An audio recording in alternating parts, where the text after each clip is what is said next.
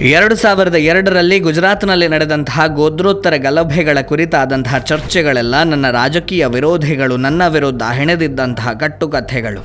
ಹಿಂಸೆಯ ಬಳಿಕ ಕೇಂದ್ರದಲ್ಲಿ ಅಧಿಕಾರದಲ್ಲಿದ್ದವರು ನನಗೆ ಶಿಕ್ಷೆಯಾಗುವುದನ್ನು ಬಯಸಿದ್ದರು. ಆದರೆ ಕೊನೆಗೆ ನ್ಯಾಯಾಲಯವೇ ನನ್ನನ್ನು ನಿರ್ದೋಷಿ ಅಂತ ಹೇಳಿ ಘೋಷಣೆ ಮಾಡಿದೆ.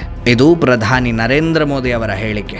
ಅಮೆರಿಕದ ಖ್ಯಾತ ಪಾಡ್ಕಾಸ್ಟರ್ ಲೆಕ್ಸ್ ಫ್ರೀಡ್ಮನ್ ಅವರೊಂದಿಗಿನ 3 ಗಂಟೆ 17 ನಿಮಿಷದ ಪಾಡ್ಕಾಸ್ಟ್ನಲ್ಲಿ ತಮ್ಮ ಬಾಲ್ಯ, ಗುಜರಾತ್ ಗಲಭೆ, RSS, ಭಾರತ ಚೀನಾ ಸಂಬಂಧ, ಧ್ಯಾನ, ಉಪವಾಸ, ಶಿಕ್ಷಣ, ಅಮೆರಿಕ ಅಧ್ಯಕ್ಷ ಡೊನಾಲ್ಡ್ ಟ್ರಂಪ್ ಮೊದಲಾದ ವಿಷಯಗಳ ಬಗ್ಗೆ ಮೋದಿ ಸುದೀರ್ಘವಾಗಿ ಮಾತನಾಡಿದ್ದಾರೆ.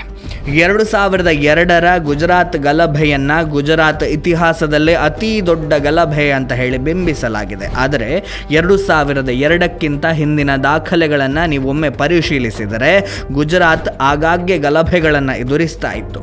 ಆದರೆ 2002ರಿಂದ ಒಂದೇ ಒಂದು ಗಲಭೆಯನ್ನು ಕೂಡ ಗುಜರಾತ್ ಕಂಡಿಲ್ಲ ಅನ್ನುವುದನ್ನು ನಾವಿಲ್ಲಿ ಗಮನಿಸಬೇಕು. ಗೋತ್ರೋತ್ತರ ಗಲಭೆಯ ನಂತರ 2004ರಲ್ಲಿ ಅಧಿಕಾರಕ್ಕೆ ಬಂದಂತಹ UPA ಸರ್ಕಾರ ನರೇಂದ್ರ ಮೋದಿ ಅವರಿಗೆ ಇನ್ನಿಲ್ಲದಂತೆ ಕಾಟವನ್ನು ಕೊಟ್ಟಿತ್ತು. ಮೋದಿಯವರನ್ನು ಕಾಂಗ್ರೆಸ್ ಪಕ್ಷದ ಅಧ್ಯಕ್ಷೆ ಸಾವಿನ ವ್ಯಾಪಾರಿ ಅಂತ ಹೇಳಿ ಕರೆದಿದ್ದರು, ನರಹಂತಕ ಅಂತ ಬಣ್ಣಿಸಿದರು. ಮೋದಿಯವರು ಪ್ರಧಾನಮಂತ್ರಿ ಆದ ನಂತರವೂ ಕೂಡ ಈ ಪರಿಪಾಠವನ್ನು ಕಾಂಗ್ರೆಸ್ ಮುಂದುವರಿಸಿತ್ತು.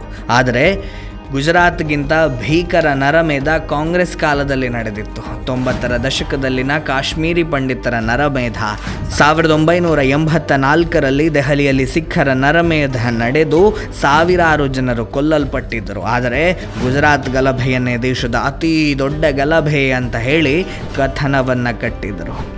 ನರೇಂದ್ರ ಮೋದಿ ಅವರನ್ನು ಕೋರ್ಟ್ ನಿರ್ದೋಷಿ ಅಂತ ಹೇಳಿ ಘೋಷಣೆ ಮಾಡಿದರೂ ಕೂಡ ಕಾಂಗ್ರೆಸ್ ಮಾತ್ರ ಮೋದಿಯವರನ್ನೇ ಅಪರಾಧಿಯ ಸ್ಥಾನದಲ್ಲಿ ನಿಲ್ಲಿಸಿದೆ. ಅದಕ್ಕೆ ಕಾಂಗ್ರೆಸ್ ಪ್ರಣೀತ ರಾಷ್ಟ್ರೀಯ ಮಾಧ್ಯಮಗಳು ಕೂಡ ಸಾಥ್ ಕೊಡ್ತಾ ಇದೆ ಅನ್ನುವಂಥದ್ದೇ ಬಹಳ ದೊಡ್ಡ ವಿಪರ್ಯಾಸದ ಸಂಗತಿ. ಸ್ನೇಹಿತರೆ, ಇದಿಷ್ಟು ವಿಷಯ. ಮುಂದೆ ಮತ್ತೊಂದು ಹೊಸ ಸಂಗತಿಯ ಜೊತೆಗೆ ನಿಮ್ಮ ಮುಂದೆ ಬರ್ತೇನೆ. ಅಲ್ಲಿಯವರೆಗೆ ನಮಸ್ಕಾರ.